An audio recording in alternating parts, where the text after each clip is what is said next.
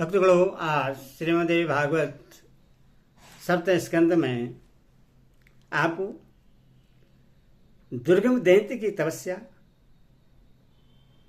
वर प्राप्ति तथा अत्याचार, देवताओं का भगवती की प्रार्थना करना, भगवती का सदाक्षी और सांगभरी रूप में पारगत दुर्गम का वध और देव गणों के द्वारा भगवत की स्तुति, यह कथा आपको सुनाऊंगा। आप ध्यानपूर्वक सुनें और इस चैनल को लाइक सब्सक्राइब जरूर करें। जन्मेजय बोले, हे मुनि, भगवती सदाक्षी के चरणों के उपासक एवं धर्मपरायण राजसी हरिश्चंद्र की यह बड़ी अद्भुत कथा आपने कही। हे मुनि, वही कल्याणमयी देवी भगवती जिस प्रकार से शताक्षी 100 नेत्रों वाली हुई, उसका कारण बताइए। मेरे जन्म को सार्थक कीजिए। कौन ऐसा विमल बुद्धि वाला मनुष्य होगा जो भगवती के गुणों का श्रवण करके पूर्ण रूप से तृप्त हो जाए। इससे सुनने से पथ पथ पर अश्वमेध यज्ञ का फल मनुष्य को प्राप्त होता है। व्यास जी बोले, हे राजन, मैं शताक्षी की मंगलकारिणी उत्पत्ति का वर्णन करता हूं, आप सुनिए।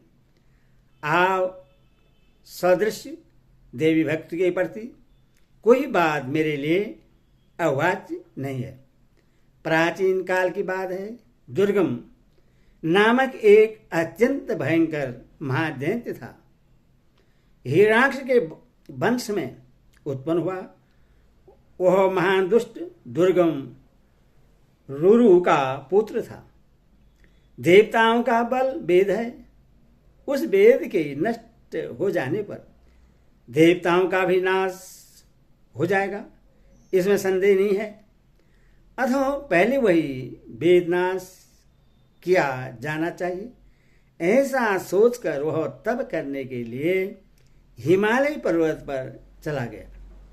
वहां पर मन में ब्रह्मा जी का ध्यान करके उसने केवल वायु पीकर रहते हुए 1000 वर्ष तक कठोर तपस्या की। उसके तेज से देव दानों से समस्त प्राणी संतप्त हो उठे। तब उसके तप से प्रश्न होकर विकसित कमल के समान सुंदर मुख वाले चातुर्मुख भगवान ब्रह्मा हंस पर आरूढ़ होकर उससे वर देने के लिए वहां गए।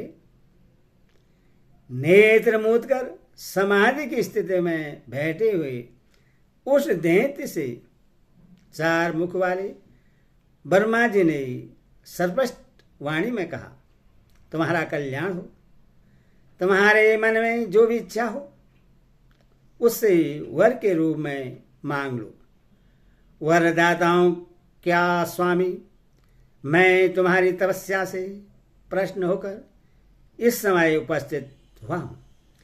ब्रह्मा जी के मुख से यह वाणी सुनकर वह दैत्य समाधि से उठ खड़ा हुआ और उसने पूजा करके वर मांगते हुए कहा, हे सुरेश्वर, मुझे सभी वेद देने की कृपा कीजिए। साध हे महेश्वर, तीनों लोकों में ब्राह्मणों और देवताओं के पास जो मंत्र हो वे सब मेरे पास आ जाएं और मुझे वह बल दीजिए जिससे मेरे द्वारा देवताओं की पराजय हो जाए। उनकी यह बात सुनकर चारों वेदों के परम अधिष्ठाता ब्रह्मा जी ऐसा ही हो, यह वचन कहते हुए सत्यलोक चले गए। उसी समय से ब्राह्मणों को समस्त वेद विस्मृत हो गए। स्नान, संध्या, नित्य होम, श्राद्ध, यज्ञ और जप आदि का लोप हो गया। जैसे भूमंडल में बड़ा हाहाकार मच गया। ब्राह्मण आपस में कहने लगे, यह क्या हो गया, यह क्या हो गया। अब इसकी बात वेद के अभाव की स्थिति में हम लोगों को क्या करना चाहिए। इस प्रकार जगत में अत्यंत भयंकर तथा घोर अनर्थ उत्पन्न होने पर हविभाग न मिलने के कारण सभी देवता जरा रहित होते हुए भी जराग्रस्त हो गए। तब उसने देवताओं की नगरी अमरावती को घेर लिया। देवतागण वज्र के समान शरीर वाले उस दैत्य के साथ युद्ध करने में असमर्थ हो गए। अथवा भागकर वे देवता पर्वत की कंदराओं और सुमेरु पर्वत की गुफाओं में स्थान बनाकर परम शक्ति स्वरूपा पराम्बिका का ध्यान करते हुए रहने लगे। हे राजन, अग्नि में हवन आदि न होने के कारण वर्षा का विभाव हो गया। वर्षा के अभाव में भूतल शुष्क तथा जल विहीन हो गया। कुएं, बावलियां, तालाब और नदियां ये सही सूख गए। हे राजन, यह अनावृष्टि 100 वर्ष तक बनी रही, जिससे बहुत सी प्रजाएं और गाय भैंसें आदि पशु मर गए। इस प्रकार घर घर में मनुष्य के शव के ढेर लग गए। इस प्रकार अनर्थ की उपस्थित होने पर शांत चित्त वाले वे ब्राह्मण कल्याण स्वरूपिणी जगदम्बा की आराधना करने के विचार से हिमालय पर्वत पर जाकर समाधि, ध्यान और पूजा के द्वारा भगवती को निरंतर प्रश्न करने लगे। वे निराहार रहते हुए एकमात्र उन्हीं भगवती में चित्त लगाकर उनके शरणापन हो गए और उनकी इस प्रकार स्तुति करने लगे। हे महेश्वरी, हम ऐसा आए जनों पर दया कीजिए। हे अंबिके, समस्त अपराधों से मुक्त हम लोगों पर कृपा न करना आपके लिए शोभनीय नहीं है। सभी के भीतर निवास करने वाली हे देवेश्वरी, आप अपना कोप दूर कीजिए। आप प्राणी को जैसी प्रेरणा देती हैं वैसा ही हुआ करता है। इस मानव की अन्य गति है या नहीं? हे महेश्वरी, आप बार बार क्या देख रही हैं? आप जैसा चाहें वैसा करने में पूर्ण समर्थ हैं। हे महेशानी, इस उत्पन्न हुए घोर संकट से हमारा उद्धार कीजिए। हे अंबिके, जीवनी शक्ति के अभाव में हमारी स्थिति कैसे रह सकती है? हे महेश्वरी, आप प्रश्न हो जाइए। हे जगदम्बिके, आप प्रश्न हो जाइए। अनंत कोटि ब्रह्मांड की अधीश्वरी, आपको बार बार नमस्कार है।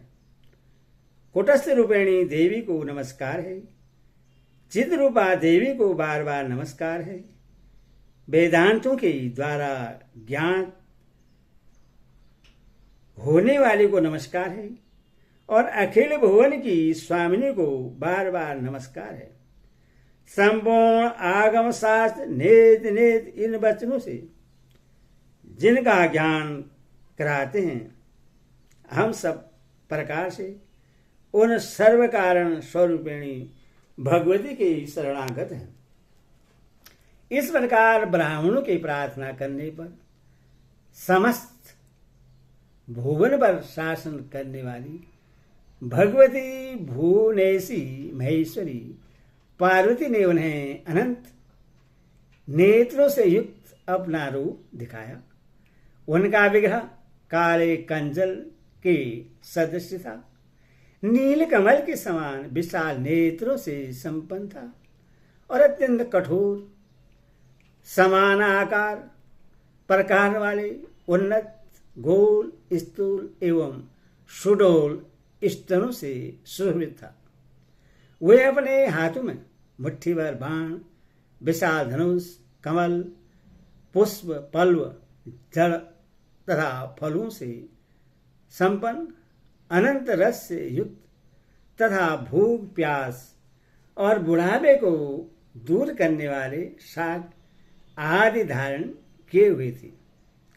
संपूर्ण सुंदरता के सार स्वरूप, कमनीयता, संपन्न, करोड़ों सूर्य के समान प्रकाशमान और करुणांग रस के सागर स्वरूप उस विग्रह का दर्शन कराकर अनंत नेत्रों के साथ प्रकट हुए जगदात्री भगवती समस्त लोगों में अपनी आंखों से सहस्त्रों जलधाराएं गिराने लगी। इस तरह उनके नेत्रों से निकले हुए जल से 9 रात तक महान वृष्टि होती रही। समस्त प्राणियों को दुखी देखकर भगवती अपने नेत्रों से आंसू गिराती रही। उससे वे सभी प्राणी और सभी औषधियां भी तृप्त हो गई। हे राजन, उस वृष्टि के द्वारा सभी नदियां और समुद्र जल से परिपूर्ण हो गए। पहले जो देवता छिपकर रह गए थे वे अब बाहर निकल आए। इसके बाद सभी देवता और ब्राह्मण एक साथ मिलकर देवी की स्तुति करने लगे। हे वेदांत वेदे, आपको नमस्कार है। हे ब्रह्मा स्वरूपिणी, आपको नमस्कार है। अपनी माया से संपूर्ण जगत की रचना करने वाली, भक्तों के लिए देह धारण करने वाली तथा कल वृक्ष समान उनके मनोरथ पूर्ण करने वाली हे देवी, आपको बार बार नमस्कार है। सदा संतुष्ट रहने वाली और सभी उपमाओं से रहित हे भुवनेश्वरी, आपको नमस्कार है। हे देवी, हमारी शांति के लिए आपने सहस्त्र नेत्रों से संपन्न अनुपम रूप धारण किए हैं, अथवा आप शताक्षी नाम से विख्यात हो। हे जननी, भूख से अत्यंत पीड़ित होने के कारण आपकी स्तुति करने के लिए हम लोगों में सामर्थ्य नहीं है। हे महेशानी, हे अंबिके, अब आप कृपा कीजिए और हमें वेदों को प्राप्त कराइए। व्यास जी बोले, उनका यह वचन सुनकर कल्याणकारिणी भगवती ने उन्हें खाने के लिए अपने हाथ में स्थित साग तथा स्वादिष्ट फल मूल प्रदान किए। साथ ही नानाविध अन्न तथा पशुओं के खाने योग्य पदार्थ और अनंत काम्य रसों से संपन्न भोज्य पदार्थ उन्हें नवीन अनुत्पत्ति के लिए प्रदान किए। हे नृप, उसी दिन से शांक भरी यह उनका एक और भी नाम पड़ गया। इसके बाद जगत में कोलाहल मच जाने तथा दूत के सब कुछ बता देने पर वह दुर्गम नामक दैत्य युद्ध करने के लिए अस्त्र शस्त्र लेकर सेना के साथ चल पड़ा। 1000 अश्विनी सेना से युक्त उस दैत्य ने शीघ्रतापूर्वक बाण छोड़ते हुए पहले देवी के आगे स्थित देवी सेना को अवरुद्ध कर दिया और उसी प्रकार उसने सभी ब्राह्मणों को भी चारों ओर से रोक दिया। इससे देवताओं की मंडली में चीख पुकार की ध्वनि होने लगी। सभी ब्राह्मण और देवता रक्षा करो, रक्षा करो, इस प्रकार के शब्द बोलने लगे। तत्पश्चात भगवती शिवा ने देवताओं की रक्षा के लिए उनकी चारों ओर तेज युक्त चक्र मंडल बना दिया और स्वयं उससे बाहर आकर खड़ी हो गई। तदंतर भगवती और दैत्य दुर्गम इन दोनों के मध्य युद्ध होने लगा। बाणों की वर्षा से अद्भुत सूर्यमंडल आच्छादित हो गया। बाणों के परस्पर घर्षण से तीव्र प्रभाव वाली अग्नि निकलने लगती थी। धनुष की कठोर पर्चा की टक्कर से अपने प्रांत भाग तक दिशाएं बहरी सी हो जाती थी। तत्पश्चात देवी के शरीर से अनेक उग्र शक्तियां प्रकट हुई। उनमें कालिका, तारिणी, बाला, त्रिपुरा, भैरवी, रमा, बंगला, मातंगी, त्रिपुर सुंदरी, कामाक्षी, तुलजा देवी, जम्भिनी, मोहिनी, छिन्नमस्ता, गुहाकारी तथा 10,000 हाथों वाली देवी, ये 16, पुनः 32, इसके बाद 64 और फिर अनंत देवियां हाथ में अस्त्र शस्त्र धारण किए हुए प्रकट हुई। वह युद्धस्थल मृदक, शंख, वीणा आदि बादों से गुज उठा। उन शक्तियों के द्वारा दैत्यों की 100 अश्विनी सेना का सहार कर दिए जाने पर देव शत्रु वह दैत्य सेनाध्यक्ष दुर्गम तुरंत सामने आ खड़ा हुआ और शक्ति के साथ अद्भुत युद्ध करने लगा। जहां वह घोर युद्ध हो रहा था वहां रक्त की धारा बहने लगी। 10 दिनों में उस दैत्य की ये सभी अश्विनी सेनाएं नष्ट हो गई। तदंतर अत्यंत भयंकर 11वां दिन आने पर वह दैत्य लाल रंग की माला एवं वस्त्र धारण किए तथा शरीर में लाल चंदन लगाए महान उत्सव मनाकर युद्ध के लिए रथ पर आरूढ़ हुआ। बड़े उत्साह के साथ सभी शक्तियों को जीतकर वह दैत्य महादेवी के रथ के सामने अपना रथ ले गया। अब देवी और दुर्गम दैत्य इन दोनों में भीषण युद्ध होने लगा। हृदय को त्रास पहुंचाने वाला वह युद्ध 2 पहर तक होता रहा। इसके बाद भगवती ने 5 भीषण बाण छोड़े, जिनमें 4 बाणों से उसके 4 घोड़े और 1 बाण से सारथी को मार डाला। पुनः जगदम्बा ने 2 बाणों से उसके दोनों नेत्र को भेद दिया, 2 बाणों से उसकी दोनों भुजाएं एवं 1 बाण से उसकी ध्वजा काट डाली और 5 बाणों से उसके वस्त्र का भेदन कर दिया।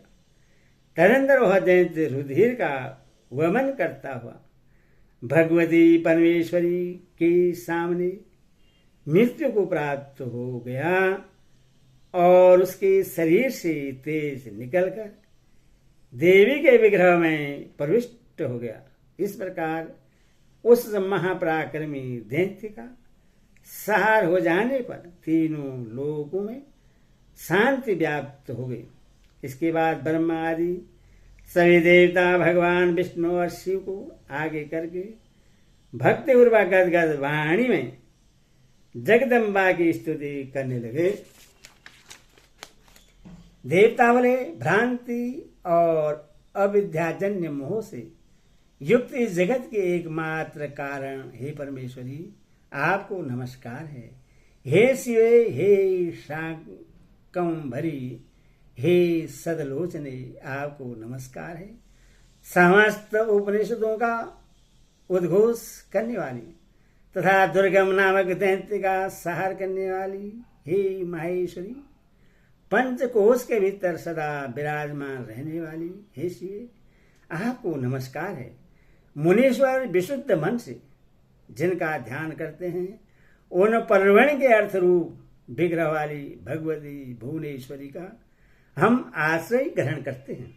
अनंत कोटि ब्रह्मांड का प्रादुर्भाव करने वाली, ब्रह्मा विष्णु आदि को उत्पन्न करने वाली तथा दिव्य विग्रह वाली भगवती के समक्ष हम लोग संपूर्ण भाव से नतमस्तक हैं। दयामती परमेश्वरी माता शताक्षी की अतिरिक्त ऐसा कौन सर्वेश्वर है जो दीन दुखी प्राणियों को देखकर रुदन कर सकता है। व्यास जी बोले, हे राजन, ब्रह्मा विष्णु आदि श्रेष्ठ देवताओं के इस प्रकार स्तवन तथा विविध द्रव्यों से पूजन करने पर भगवती उसी क्षण संतुष्ट हो गई। कोयल के समान मधुर स्वर वाली उन भगवती ने दुर्गम दैत्य से वेदों को वापस लाकर सौंप दिया और विशेष रूप से ब्राह्मणों से कहा, जिस वेद राशि के अभाव में यह अनर्थ उत्पन्न हुआ था और उस अनर्थ को आप लोगों ने अभी अभी प्रत्यक्ष देखा भी है। वह वेद राशि मेरा उत्कृष्ट विग्रह है। आप लोगों को विशेष रूप से इसकी रक्षा करनी चाहिए। आप लोगों को सर्वदा मेरी पूजा तथा सेवा करनी चाहिए। आप लोगों के कल्याण के लिए इससे बढ़कर कोई अन्य उपदेश नहीं है। आप लोगों को चाहिए कि मेरे इस उत्तम महात्म्य का सर्वदा पाठ करें। उससे ही प्रश्न होकर मैं आप लोगों के समस्त कष्ट दूर कर दूंगी। दुर्गम असुर का संहार करने के कारण दुर्गा तथा शताक्षी मेरे इन नामों का जो प्राणी उच्चारण करता है वह माया का भेदन करके मेरे लोक को प्राप्त होता है। अब अधिक कहने से क्या आवश्यकता। हे देवगण, मैं वस्तुतः सार रूप में यही कहती हूं कि सभी देवताओं तथा दैत्यों को सर्वदा मेरी उपासना करनी चाहिए। व्यास जी बोले, हे राजन, सहजानंद स्वरूपिणी जगदम्बा ऐसा कहकर देवताओं को आनंदित करती हुई उनके देखते देखते अंतर्ध्यान हो गई। यह सब मैंने आपको बता दिया। सबका कल्याण करने वाली इस अति महान रहस्य को प्रयत्न पूर्वक गोपनीय रखना चाहिए। जो मनुष्य भक्ति परायण होकर इस अध्याय का नित्य स्मरण करता है वह सभी मनोरथों को प्राप्त कर लेता है और देवी लोक में प्रतिष्ठा प्राप्त करता है। यदि श्रेय देवी भागवत महापुराण षष्ठादश सहितानां सप्तस्कन्धे शताक्षरवर्णम नामष्टविंशोऽध्यायो। बोलो गृह माता की जय, बोलो गृह माता की जय।